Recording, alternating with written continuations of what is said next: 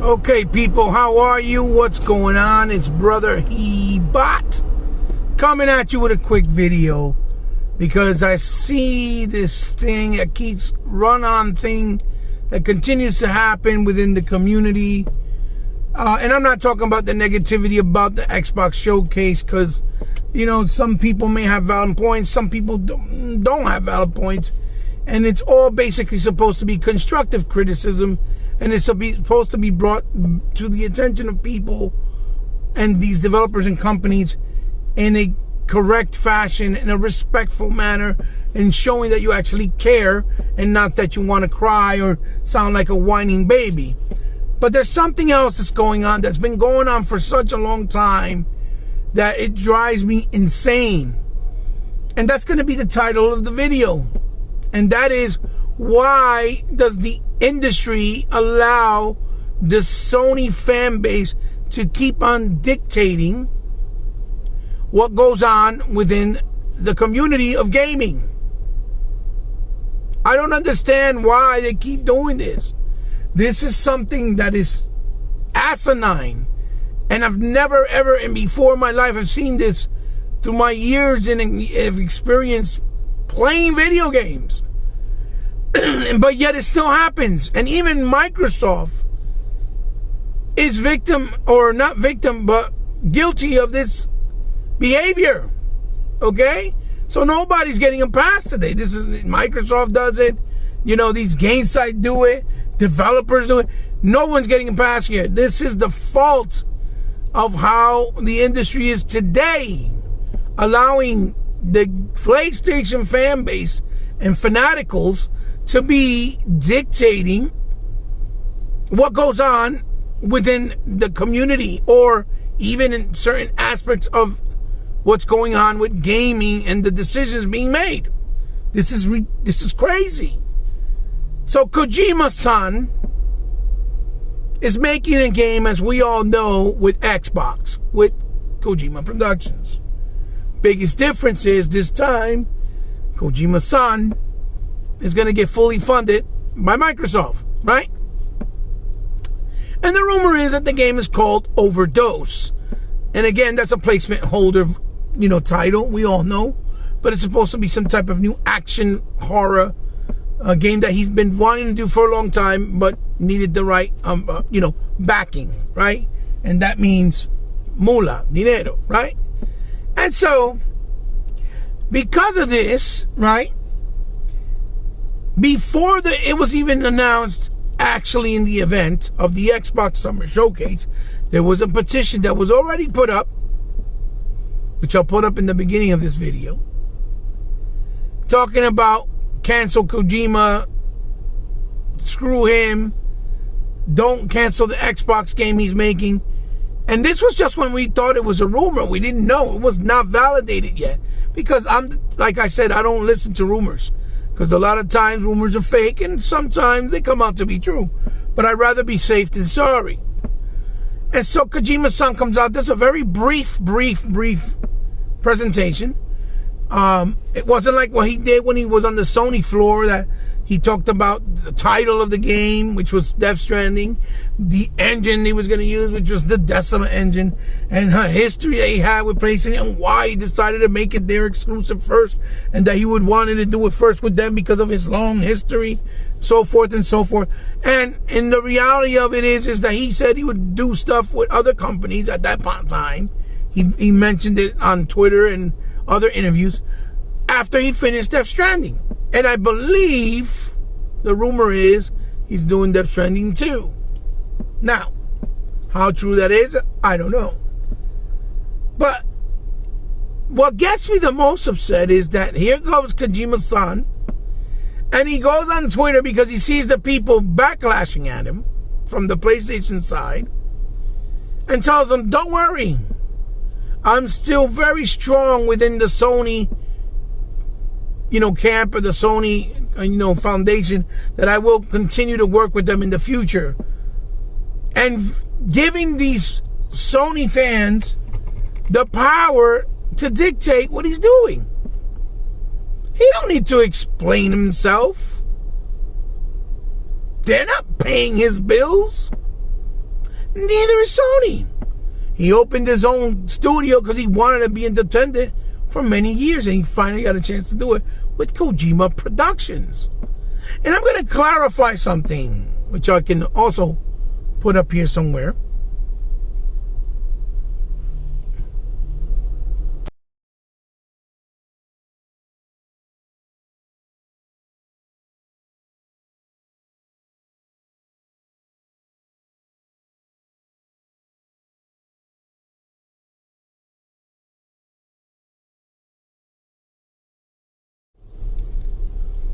Hopefully you saw what I put up.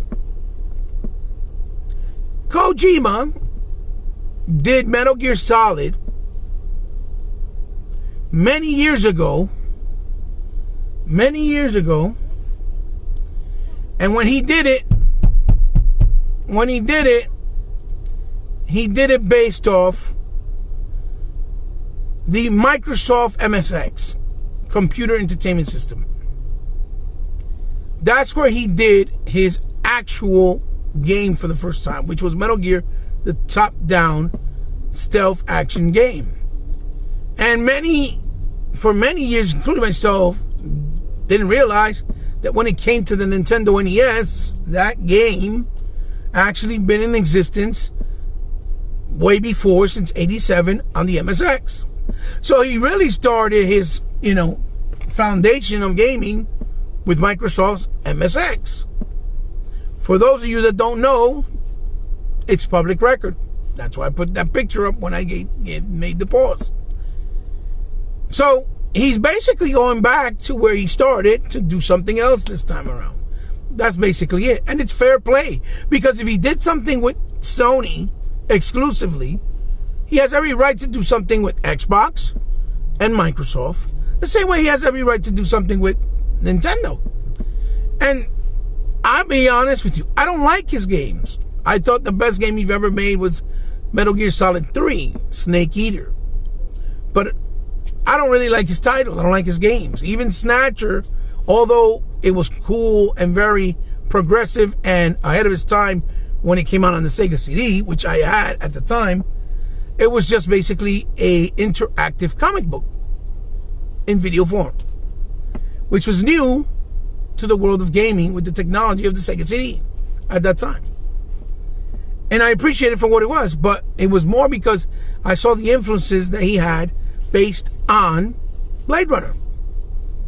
That's why the game caught my interest. But other than that, I'm not a big fan. So I'm not speaking in behalf of him because I'm a fan or because I play his games all the time. No. I'm speaking about the principle and the fact that people like him, just like Microsoft and Phil, when they do something, right, they'll do a game, and when they do this game, or when they make an announcement that ponies don't agree on, the first thing they do is, oh, don't worry, it's okay, we're thinking about you, we didn't forget about the Sony family. And they play the kumbaya role. Microsoft did this and didn't care when they brought over Ori and Cuphead and Super Lucky's Tales after they were the ones who helped Moon Studios, Studio MDHR, the studio that brought us Max Curse of the Brotherhood, which was at the time Press Play, and they had shut down. And then he changed his name and took the game to PlayStation. Or even the people who did Dust the Elysium Tale, or, for that matter, Playful Games that made Super Lucky's Tales, which the first version, was for VR and wasn't successful at all. They finally visualized their vision and did a real 3D platform video game for consoles.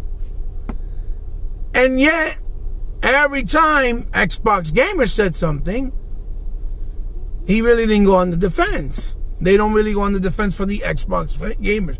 But when the PlayStation guys say something, developers, I see it do it, Kojima-san, Xbox representative, they all go and, don't worry, it's okay. Like they pat their back and rub them and make them feel it's okay, to reassure them, don't worry, you guys are still number one, we love you, we respect you, don't worry. Which I call bullcrap. That shouldn't be at all in any way, shape, or form. Because of the fact that it's not healthy to allow one set party to do, let's say, that type of demands, and to cry and be loud and vocal more than the vocal everybody else, which they still are the vocal minority, but still have so much power over social media and gaming and what's going on when anything is being announced, or even from gaming websites. Absolutely despicable, absolutely disgusting, and to be honest, should not be allowed. Why? The Sony fan base is not more important than the Nintendo fan base, than the PC fan base, or the Xbox fan base. We're all on the same plane. We just have preferred platforms and consoles to play our games. Sometimes we play on all of them. So why is it that they're the only ones allowed to do this and people comply within the industry? Absolute lunacy. I don't understand why. And I really hate that it keeps happening, because the more this continues to happen, the more power we're going to continue to give them.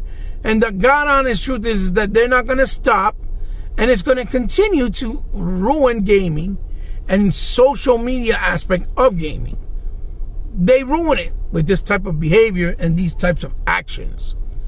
The same way they're ruining the fun for, let's say, Xbox fans that enjoyed the Xbox showcase, because they keep nagging, whining, and, bitching like little kids. But when they have their show, nobody rags on them. Everybody in the Xbox community, for the most part, be like, oh yeah, it was a good show, or it was average, it was okay. But we don't attack them directly. We're just saying in general what we thought about the show. Then they get all hitsy fit. They don't like what you're saying, like that game is overrated, it's not that great, it don't look that great. Oh, you're crazy! Are you nuts? This game destroys anything on Xbox, and things of that nature, and so forth and so forth. I don't know, guys. For me, I don't see how that's being allowed, and it continues to happen. And Microsoft, again, has been guilty of this as well, pandering to their stupidities and ignorance, and then have the nerve to say that console wars are not good, or that or attack other people because other people say something on the other side, let's say on the Xbox side, and you'll see somebody say from the Microsoft side say something like, oh, but it's not only for you, it's for somebody else, it's for everybody. Kind of like what Crap did with Phil, even though what Crap Gamer did was it was stupid, the way he did it. But it was still, they went real quick, Phil went real quick and attacked him and tried to make a point out of him. But if somebody on the other side does something stupid about Microsoft, he's not real quick to respond to them at all. You see what I'm saying? But he'll pander to whatever they need. Virtual signaling to whatever's going on, like politics or the radical left, and to stupidities like sexual preferences, for example. They do the controller with all this, colors to celebrate gays being proud of being gay. It's supposed to be being proud of gay workers being good workers, not because of their sexual preferences.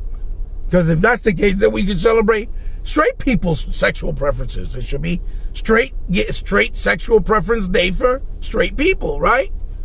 But they don't do that. So it's called pandering and virtual signaling, because that's what it is, to make profit off of it, which is disgusting, in my personal opinion. It's gross. Anyway, I don't know, guys. I don't know how you feel about it. Let me know down in the comments below. Let me know what your thoughts are about what I'm saying, because it's really bothering me, and I think it needs to stop, and we need to be vocal about it, because like I said, if we don't do that and it doesn't stop, they're going to continue to try to dictate whatever happens on social when it comes to gaming, and try to dictate whenever somebody does something with Xbox, because they think that Sony owns them.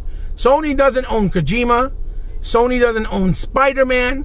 Sony doesn't own any of that stuff. If you're a PlayStation fan and you can't tolerate it, you don't like what we're saying or what I'm saying, too bad. Grow up. You grow up. It's that simple. The world doesn't revolve around only PlayStation fanatics. It really doesn't. So, let me know what you think down below. Thumbs up if you like, thumbs down if you didn't like. As always, share the video with someone you think might like it. If you're new to the channel, thank you for stopping by. I hope you enjoyed the content. I hope that it was worthy of your time. I hope that my time that you took out for me was worth your time, right? So, if you subscribe to the channel for the first time, thank you so much, because I know you didn't have to, but since you did, just remember I consider you now part of my family. If you want to follow me in any social platform or any of the online platforms, it's all down in the description below. All the information will be there. Or if you want to help me out in any way, shape, or form from the kindness of your heart, because you have the means to it, because you like what I do and want to help my channel continue to grow, which I will be honest will go a long way. Every little bit helps, because I'm still not even at 1,000 subscribers, as you can see. It's also down in the description below with my Patreon and my PayPal information. Again, only if you want to, and if you have the means to do it and want to do it from the kindness of your heart. It's not obligated. And if you don't help, it's okay. Just coming here and hearing me out is more than enough. This is your boy Hebot signing off, guys. I'm looking forward to see what you have to say. I hope you agree, and if you don't agree, tell me why you don't agree. That's the only thing I can ask. And if you can, check out the latest episode that I was able to do of We Got Next, where I talked about my thoughts on the Xbox Summer Showcase. And I hope you enjoyed it when you listen in. Love you guys. Until the next one, peace. I'll see you then. Bye-bye.